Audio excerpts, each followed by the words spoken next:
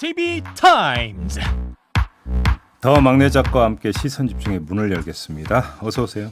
네, 안녕하세요. 더막갑니다. 오늘도 삐딱선 정신에 입각해서 주요 뉴스 챙겨드리겠습니다. 네, 에이스타임 바로 갈까요?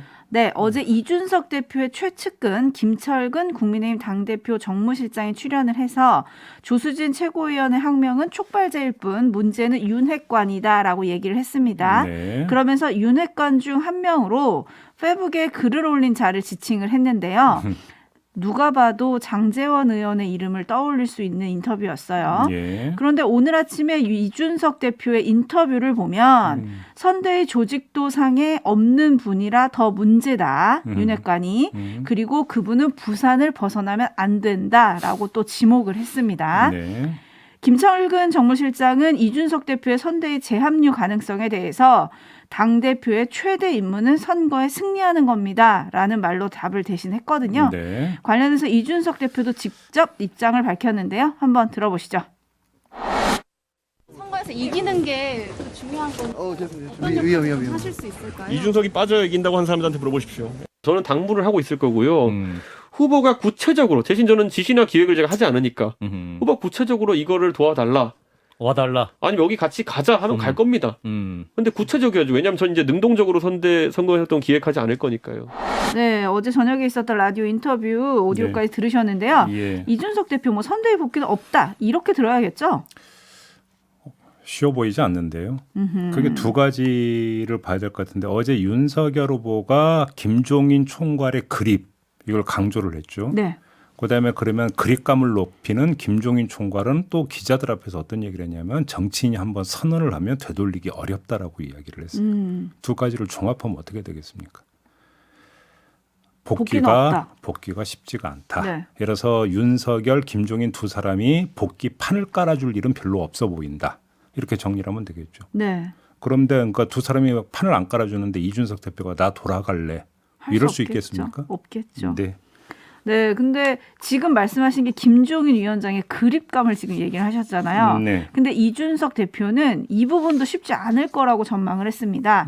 김종인 위원장이 새로운 진용을 짜기가 쉽지 않을 거다. 네. 그리고 김종인 위원장을 보좌하는 임태희 총괄 상황본부장이나 금태섭 전략기획실장 등도 네. 윤핵관 중에 센 사람들이 있다. 그들과 싸우기는 어려울 거다라고 했거든요. 네. 이 말인 즉슨 선대위 재편, 기동헬기 띄우는 것도 잘 안 될 거다. 이런 전망인 것 같은데 어떻게 보세요? 그러니까 그 지난주부터 지금 오늘 이 순간까지 김건희 씨 허위 이력 의혹이 선거판을 지금 그 휘감고 있는 상황이잖아요. 그러면 이 일련의 과정에서 이준석 대표가 선대위 직책을 사퇴하는 일까지 벌어졌는데 네. 이 일련의 과정에서 김종인 총괄이 어떤 역할을 했는지를 한번 반추를 해보세요. 뭐 특별하게 눈에 띄는 게 있습니까? 아니요. 그러면 지금까지 그랬는데 앞으로 그립감을 강화를 한다고 해서 어느 정도 강화할 수 있는가는 과거를 보면 미래를 알 수 있는 거 아니겠습니까? 미래를 보려면 과거를 보라 이런 말도 있는 건데요. 네. 그다음에 또 한 가지 이야기할까요? 이준석 대표가 사실상 장제원 의원을 윤핵관으로 그 지목을 했다. 전해주셨는데 그러면 장제원 의원이 그 전에 김종인 비대위원장 시절에나 이럴 때 김종인 현 총괄에 대해서 어떤 태도를 견지했는지 혹시 기억나십니까? 아하. 상당히 각을 세우면서 쓴소리를 많이 했었거든요. 그랬죠. 기억나십니까? 네네. 이런 걸 한번 종합을 해보면 대충 그림 나오는 거 아닌가요? 네, 희망의 대안님은 누가 보면 무슨 투사 같지만 왜 본인의 정치로만 보일까요? 라고 또 이준석 대표를 겨냥해 주셨는데 네. 이준석 대표가 오늘 인터뷰에서 그런 말도 했더라고요. 누가 보면 윤석열 후보 지라고 이러는 거 아니냐라고 기자가 물으니까 지면 나는 정계 은퇴해야 된다 라고 얘기를 했거든요. 네. 그럼 본인의 정치는 아니라는 얘기로 들어야 할까요? 네. 넘어가죠. 네. 근데 선대위 재편이 잘 될 거냐 말 거냐 이 얘기가 좀 뒤로 묻히고요. 윤석열 후보의 발언이 지금 논란의 중심에 섰습니다. 네. JB타임즈 오늘 주목할 첫 번째 뉴스인데요. 오디오로 먼저 만나보시죠. 자유의 본질은 일정한 수준의 교육과 그리고 기본적인 경제 역량이 있어야만 우리가 자유라는 것이 존재하는 것이고 자기가 자유가 뭔지를 알게 되고 나한테 있어 자유가 왜 필요한지가 나오는 겁니다. 극빈의 생활을 하고 배운 것이 없는 사람은 자유가 뭔지도 모를 뿐 아니라 자유가 왜 개인에게 필요한지에 대한 그 필요성 자체를 느끼지를 못합니다. 네. 이게 또 파문을 불러일으키고 있죠. 네, 빈곤층 비하 발언 아니냐라고 지금 지적이 많이 나오고 있거든요. 뭐 이제 그러면 또 이거 발언 취지 왜곡된 거다 또 이렇게 이제 주장을 하지 않겠습니까? 네. 또 어제 뭐 발언 취지가 왜곡이 됐다고 또 그렇게 주장을 했더라고요. 네, 그러니까 그분들을 무시하는 게 아니라 오히려 그분들을 도와드려야 한다는 얘기다라고 네. 해명을 했습니다. 뭐 그렇게 해석할 여지는 있습니다. 상당한 정도의 세금을 걷어서 어려운 사람들과 함께 나눠서 그분들에 대한 교육과 경제 기초를 만들어주는 것이 자유의 필수적인 조건이라고 생각한다. 이런 말을 했으니까 네. 지원을 강조했다라는 이야기를 뭐 굳이 마다할 그다음에 내칠 이유는 없다고 생각을 해요. 하지만 그럼에도 불구하고 모른다라는 이야기가 여기서 왜 나옵니까? 네? 자, 한번 봅시다. 그 자유와 빈곤층 지원의 상관관계는 크게 두 측면에서 성립이 될 수가 있거든요. 하나는 자유가 결국 약육강식의 자유로 귀결이 되는 경우가 많지 않습니까? 네. 그러니까 이렇게 됐을 경우에 폐해를 줄이기 위해서 빈곤층의 생존 환경을 지원해야 한다. 이런 이야기를 하면 누가 뭐라고 합니까? 아무 얘기 안 하죠. 네. 두 번째, 빈곤층이 자유를 구현하기 위해서는 정치 참여를 해야 되고 정치 참여를 하기 위해서는 경제적 여유가 있어야 된다라고 하는 것은 정치학의 ABC에 해당이 되는 거니까 네. 참여를 위한 지원이 필요하다라고 이야기를 하면 누가 뭐라고 합니까? 아무 얘기 안 하죠. 네. 당연한 이야기 했다고 그러죠. 그런데 윤석열 후보는 뭐라고 했습니까? 빈곤층의 자유에 대한 인식을 얘기를 한 거잖아요. 뭘 모른다고 얘기한 거잖아요. 지금 지원의 필요성을 이야기하는 것은 뭘 모르니까 깨우쳐 주자는 얘기가 아니라 빈곤층도 민주주의의 주체로서 당연히 정치 참여를 해야 되고 거기서 자신이 그러니까 그 추구하는 자유의 지향 내지 자유 의지를 발현할 수 있도록 기회가 보장돼야 된다. 그러니까 지원을 해야 한다와 자유에 대해서 뭘 모른다는 얘기는 달라도 한참 다른 얘기거든요. 네. 그러니까 개념의 오류를 그러니까 그 본인이 범해놓고 왜 취지를 왜곡하냐라는 식으로 항변할 게 아니라는 거예요. 정치인은 말로 정치를 하지 않습니까? 정치인이 내 발언의 취지가 잘못 전달됐다고 이야기를 하면 그거는 정치인에게 책임이 있는 거예요. 네. 자신의 취지를 취지에 맞게 전달하는 능력이 정치력이다. 이 점을 꼭 강조해서 말씀을 드리고 싶습니다. 네, 지금 바로 그 부분을 지적을 해주신 분이 계신데요. 현님이 늘 해명이 뒤따라야 하는 답변이라고 좀 꼬집어 주셨거든요. 네. 지금 1일 1만 원이라는 말이 다시 소환이 되고 있습니다. 그래서 윤석열 후보는 뭐 정말 끼니를 걱정해야 하고 사는 게 힘들면 그런 걸 느낄 수가 없다. 너무 사는 게 힘들면 자유가 뭔지 느낄 수 있겠냐. 근데 이분은 그 세계사에 보면은 있잖아요. 네. 어떤 그 뭐 자유와 평등 이런 목소리를 만개했던 대중의 역사가 있고 혁명의 역사가 있거든요. 그렇죠. 근데 그러면 그때 먹고 살 만한 사람들만 거리에 나온 걸로 착각을 하시는 것 같은데 전혀 아니거든요. 민초들이죠. 민초들. 아니 그럼요. 거는. 네. 아니 그러면 그분들이 지금 나와서 뭐 동서양 막론하고 자유를 외친 그 자유는 도대체 뭐란 말입니까 그러면? 그러게요. 지금 촌철님들도 좀 비판적인 의견들이 상당히 지배적이신데요. 네. 8823님은 자꾸 그분들 하시는데 윤석열 후보의 말 습관이에요. 자기가 뭔데 자꾸 이렇게 사람들을 구분짓나요? 가난한 사람이나 부자나 다 같은 사람입니다. 라고 꼬집어 주셨고요. 네. YSH님은 못 사는 사람은 자유를 모른다고요? 그럼 노예입니까? 라고 물어주셨고요. 네. CP님은 자유를 모르는 사람도 있나요? 자유는 느껴지는 거고 본능입니다. 라고 꼬집어 주셨어요. 그리고 0092님은 홍준표로 후보 교체라고 적어주셨는데 네. 안 그래도 홍준표 의원이 청년의 꿈 게시판에 이렇게 쓰셨더라고요. 나도 모르겠어요, 이젠. 손 놓는다는 얘기가 되나요? 지금 국민의힘 당원 게시판에는 뭐 후보 교체랑 당대표 교체로 아주 난리가 났다고 하던데. 근데 지금 그 돌아보면 있잖아요. 윤석열 후보의 발언 파문 말 실수가 왜 악성이냐면 유권자층이 있지 않습니까? 네. 유권자층은 다시 세 분이 될 수 있는 거잖아요. 근데 유권자층 가운데 특정 그룹을 떼어내 가지고 규정을 하는데 그 규정이 문제가 발생해서 반발을 불러일으키는 이런 식의 말 실수가 계속 반복이 되고 있다는 거예요. 말 실수가 사실은 또 논란이 된 게 이 말 말고 하나 더 있어요. 일자리의 수요 공급을 얘기를 하면서 네. 이렇게 말합니다. 조금 더 발전하면 학생들 휴대전화기에 앱을 깔면 어느 기업이 어떤 종류의 사람을 필요로 한다는 걸 실시간 정보로 얻을 수 있을 때가 생길 겁니다. 아마 1, 2학년 학생 졸업 전에 생길 거예요. 라고 대학생들 앞에서 얘기를 했는데 네. 현실을 모르는 발언이다. 지금 지적이 쏟아지고 있습니다. 근데 이게 무슨 말이에요? 좀 해석 좀 해주세요. 일자리 앱이 생길 거라는 거예요. 근데 일자리 앱은 이미 있습니다. 아니 구인구직 사이트가 지금 얼마나 많은데요? 네, 엄청 알바 많고요. 구하는 사이트도 엄청 많고. 네. 7839님이 일자리 어플들 광고 더 열심히 해야겠나요? 라고 꼬집어 주셨는데 네. 수많은 댓글이 달렸거든요. 이런 댓글도 있었어요. 여러분 곧 있으면 핸드폰으로 돈도 보낼 수 있대요. 음식도 시켜 먹을 수 있대요. 예. 라는 네. 예언적인 댓글도 있었습니다. 그건 뭐 알아서 미래형은 들으시고. 아니죠. 네. 아무튼 이런 발언들이 계속 논란이 되면서 사실 어제 윤석열 후보가 호남을 다시 찾은 거잖아요. 그 메시지는 하나도 뉴스를 타지 못했고요. 김종일 총괄 선대위원장은 긴급 기자회견까지 열어가지고 대장동 특검으로 목소리를 올렸거든요. 네. 근데 이런 게 다 묻혀버렸어요. 그래서 김종인 위원장은 앞으로 후보 일정이나 메시지 관리까지 다 관리를 하겠다고 하던데 그러면 이제 이런 논란은 좀 없어질까요? 아니 이렇게 되는 거잖아요. 김건희 허위 이력 의혹을 대장동으로 그러니까 그 대체하려고 김종인 총괄이 직접 기자회견 열어서 마이크 앞에 섰던 건데 그거를 윤석열 후보의 전북대 발언이 다시 뒤엎어버리는 이런 거잖아요. 한마디로 정리하면 어제 네. 하루의 전개 과정을. 네. 그 이제 거기서 어떤 뭐니 이 선거 캠페인의 현실이 지금 드러나고 있는 거죠. 네. 그런데 사실 발언 논란에 휩싸인 거는 윤석열 후보뿐은 아닙니다. 네. 네, JB타임즈 다음 주목할 뉴스 그 논란의 오디오 먼저 들어보시죠. 지금 모든 한간에 알려진 것은 실세는 김건희로 알려져 있고 김건희 씨 같은 사람이 사석에서도 윤석열 후보한테 반말을 한다는 거 아닙니까? 그럼 뭐 같이 식사한 분한테 제가 직접 들은 이야기인데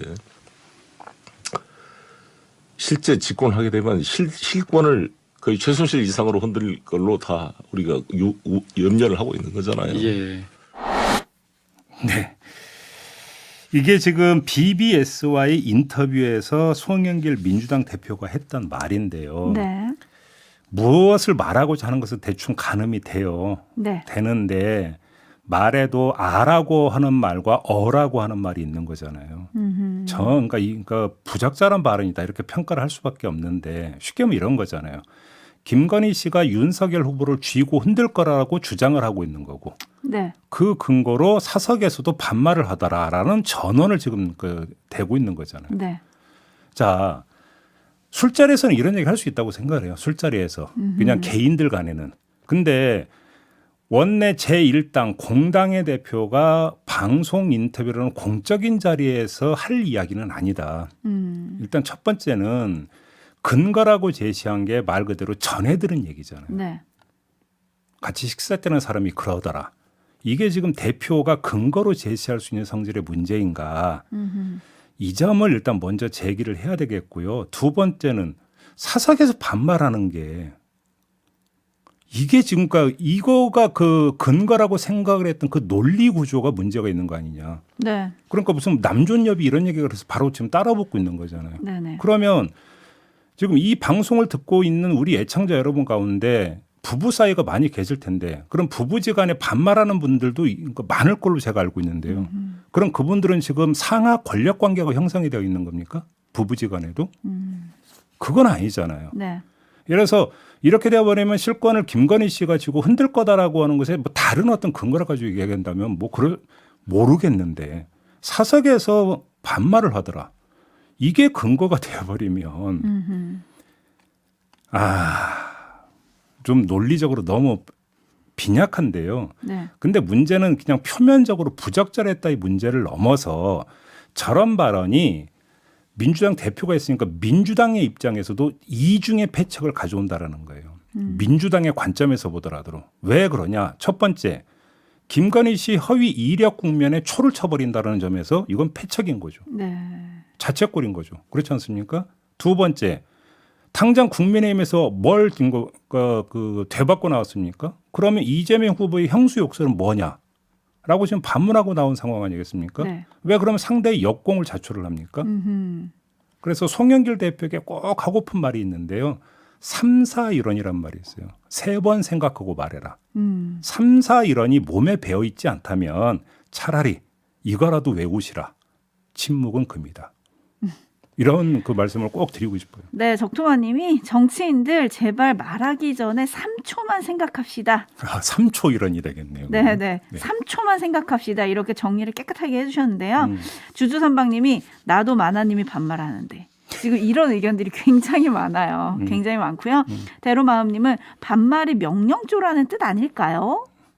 이렇게 해석도 해주셨고 네. 사실 송 대표가 말하고 싶었던 건 김건희 씨가 비선 실세 최순실보다 더 위험할 수도 있다. 뭐 이거였는데 잘못된 예시로 주제가 묻혀버린 게 아닌가. 그렇죠. 라는 생각을 합니다. 네. 그리고 어제도 저희가 잠깐 짚기는 했는데 윤석열 후보가 영부인이라는 표현 쓰지 말자. 당선되면 청와대 제2부속실도 폐지하겠다라고 했잖아요. 네. 이 말을 받아서 국민의힘에서 국민이 반감을 갖는 영부인보다는 미국의 질 바이든 여사처럼 당선 후에도 배우자는 자신의 일을 계속하는 전통적 영부인상을 깨는 전략도 나쁘지 않다. 이런 얘기를 하던데요.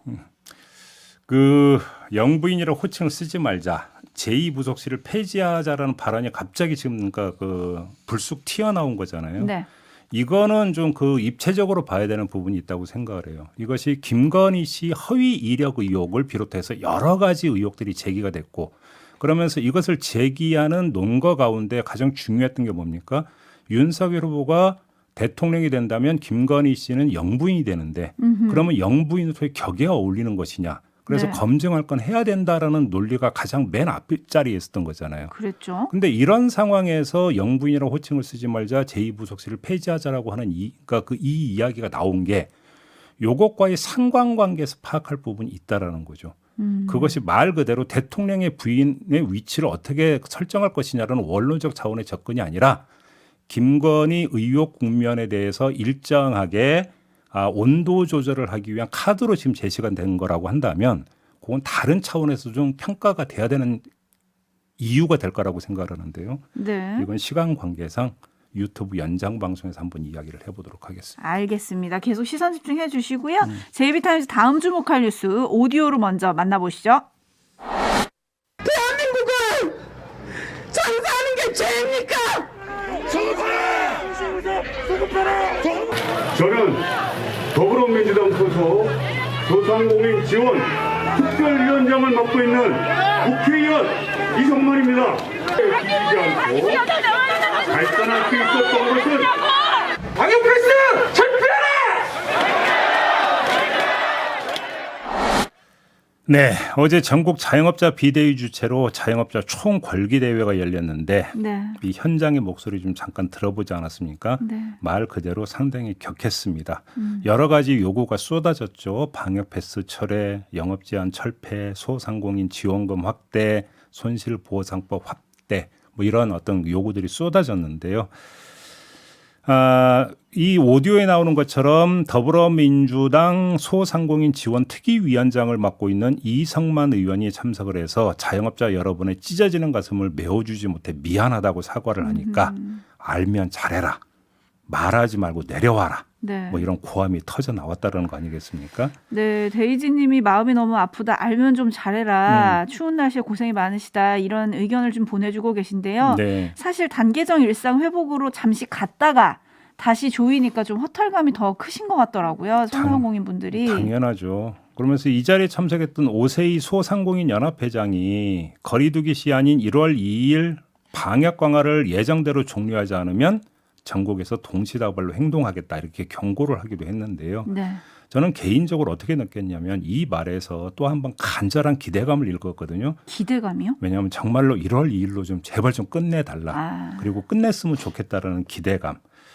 근데 12월 임시국회 회기가 1월 10일까지거든요. 네. 13일에 개회가 됐으니까 벌써 열흘이 지났고 1월 2일까지는 또 열흘이 남은 건데 제발 이 남은 열흘이라는 기간 동안이라도 뭐라도 좀 해라 제발.